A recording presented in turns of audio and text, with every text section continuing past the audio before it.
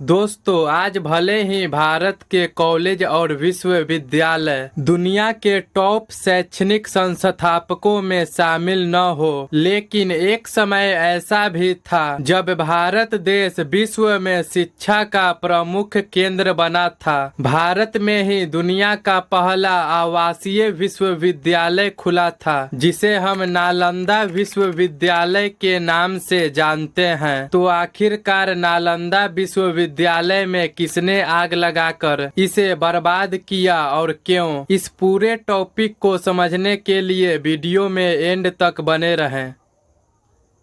दोस्तों, भारत के बिहार राज्य के राजधानी पटना से 90 किलोमीटर दक्षिण पूर्व में नालंदा विश्वविद्यालय स्थित है। तक्षशिला के बाद नालंदा को दुनिया का सबसे प्राचीन यूनिवर्सिटी माना जाता है, जो लगभग 800 सालों तक अस्तित्व में रहा था। इस विश्वविद्यालय की स्थापना गुप्त काल के दौरान 5वीं सदी में कुमार गुप्त ने किया था। नालंदा विश्वविद्यालय में केवल भारत ही नहीं बल्कि कोरिया, जापान, चीन, तिब्बत, इंडोनेशिया, ईरान, ग्रीस के अलावा भी कई देशों के विद्यार्थी पढ़ाई करते थे। इस विश्वविद्यालय में लगभग 20,000 विद्यार्थी पढ़ाई करते थे। इन्हें पढ़ाने के लिए लगभग 2,000 अध्यापक रहते थे, जो 20 से भी अधिक विषयों की पढ़ाई कराते थे। नालंदा विश्वविद्यालय में हर्षवर्धन, धर्मपाल, वासुबंधु, नागार्जुन के अलावा भी कई अन्य विद्वानों ने भी पढ़ाई की थी। उत्तर से दक्षिण की ओर मठों की कतार थी और उनके सामने अनेक भव्य मंदिर बने हुए थे।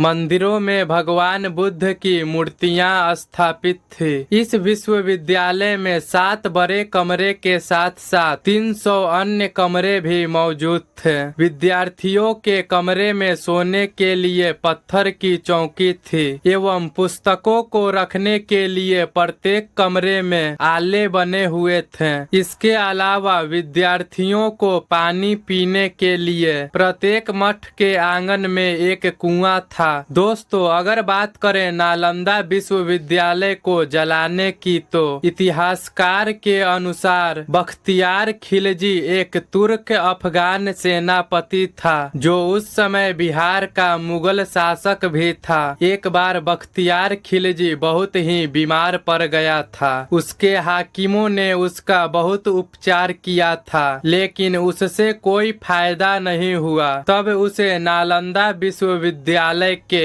आयुर्वेद विभाग के प्रमुख आचार्य राहुल श्रीभद्र जी से उपचार कराने की सलाह दी, जिससे उसने आचार्य श्रीभद्र जी को बुलाया तथा इलाज से पहले ही शर्त लगा ली कि वह किसी हिंदुस्तानी दवाई का सेवन नहीं करेगा। इतना ही नहीं, बख्तियार खिलजी ने यह भी कहा कि अगर वह ठीक नहीं हुआ तो आचार्य की हत्या करवा देगा। अगले दिन आचार्य उसके पास कुरान लेकर गए और कहा कि कुरान की पृष्ठ संख्या इतना से इतना तक पढ़िए, ठीक हो जाएंगे। ऐसा ही करने पर बख्तियार खिलजी बहुत ही जल्द ठीक हो गया, लेकिन उसको इस बात की खुशी नहीं हुई। उसको बहुत ज्यादा गुस्सा आया कि उसके हाकिमों से इन भारतीयों वैद्यों का ज्ञान श्रेष्ठ क्यों है। बौद्ध धर्म और आयुर्वेद का एहसान मानने के बदले उसने 1199 ईस्वी में नालंदा विश्वविद्यालय में आग लगवा दी। दोस्तों, आपको बता दे कि इससे पहले भी आक्रमणकारियों ने नालंदा विश्वविद्यालय पर 2 बार हमला कर चुका था। पहला विनाश मिहिर कुल के तहत हयून के कारण हुआ था, लेकिन इसे स्कंदगुप्त ने मरम्मत कराकर पुनः इसे शुरू किया था, तथा दूसरा विनाश 7वीं सदी के शुरुआत में गौदास ने किया था, जिसे बौद्ध राजा हर्षवर्धन ने मरम्मत कराकर इसे दोबारा चालू कराया था, लेकिन बख्तियार खिलजी के द्वारा किया गया यह तीसरा हमला विश्वविद्यालय को बर्बाद कर दिया। विश्वविद्यालय में रखे गए लाखों किताबें जलकर राख हो गई। कहा जाता है कि विश्वविद्यालय में इतनी किताबें थी कि इसे जलने में लगभग 3 महीना लग गया था। बख्तियार खिलजी ने हजारों धर्माचार्य और बौद्ध भिक्षु मार डाले। बख्तियार खिलजी के ठीक होने के पीछे जो वजह बताई जाती है वह यह है कि वैद्यराज राहुल श्रीभद्र ने कुरान के कुछ पृष्ठों के कोने पर दवा का लेप लगा दिया था, जिससे कि वह पेज पलटने के लिए जब हाथ में थूक लगाए तो उसी के माध्यम से दवा का असर हो जाए। और हुआ भी ऐसा ही। बख्तियार खिलजी बहुत ही जल्द ठीक हो गया। उसने इस एहसान का बदला नालंदा विश्वविद्यालय को जलाकर दिया।